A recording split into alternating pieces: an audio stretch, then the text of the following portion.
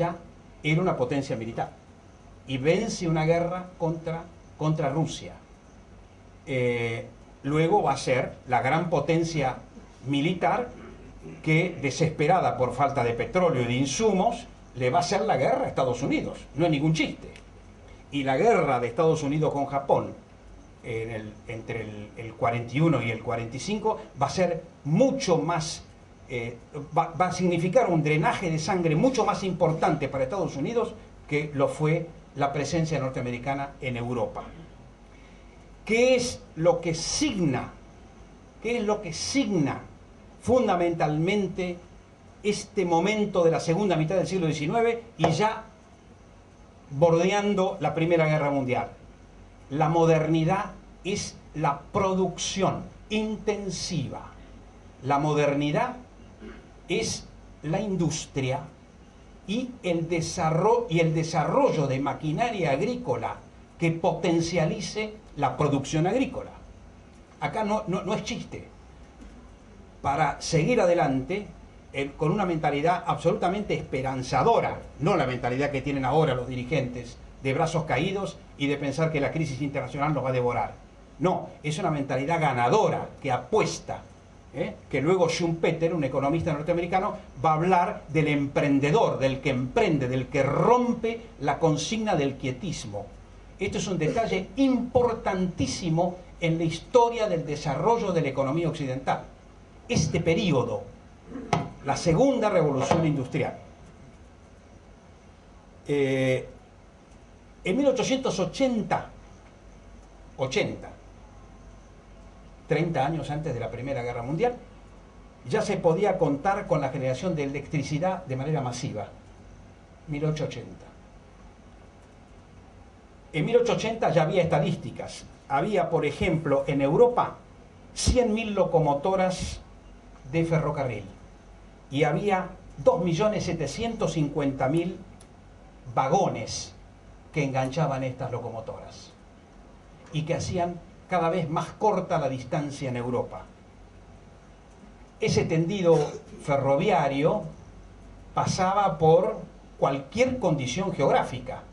Atravesaba, como ya dije, los Alpes, que no era chiste, trepanaban las montañas. Todo este desarrollo industrial permitió generar las maquinarias como para poderlo hacer. En 1882 ya había estadísticas, viajaban por ferrocarril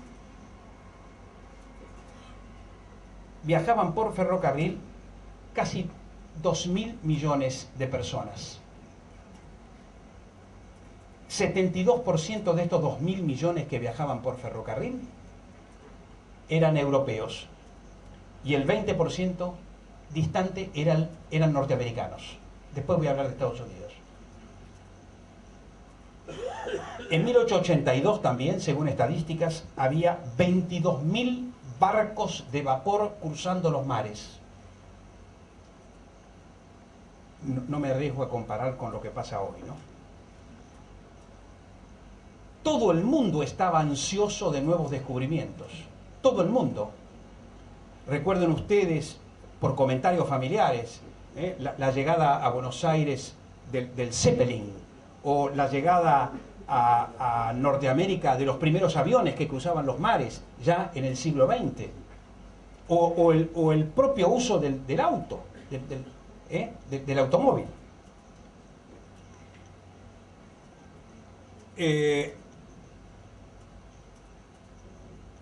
Tomás Alva Edison, el que va a permitir luego el tema de la lamparita y todas esas anécdotas, ya utiliza por primera vez en 1876 el primer laboratorio industrial privado. Entre 1880 y 1914 comienza a reformularse la estructura de las empresas, desde el taller a las oficinas.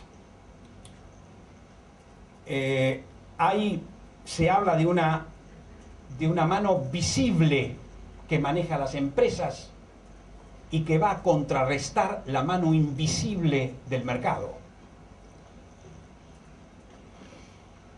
el hombre de negocios ya deja de ser un miembro más de la familia fundadora de la empresa para ser un ejecutivo. Esto es a fines del siglo XIX y comienzos del siglo XX. El mercado de materias primas se amplía de manera increíble. Por ejemplo, entre 1880 y la Primera Guerra Mundial se triplica el comercio internacional, el comercio mundial. Lo cual conforma toda una revolución tecnológica.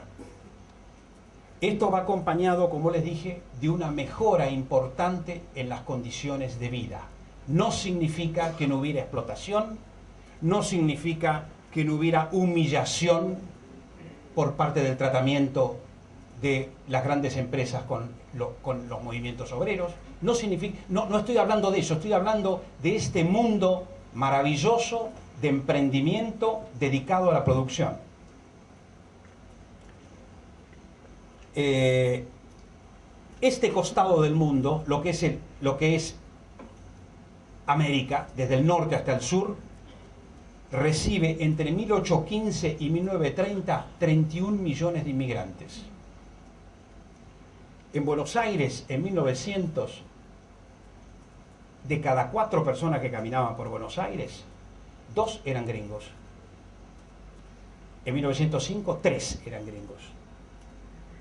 Sí, la aceleración de la llegada de inmigrantes y lo que dio posibilidades y mano de obra para trabajar en el campo o para desarrollar las industrias que hicieron posible, por ejemplo, en la Argentina, se dio ahí.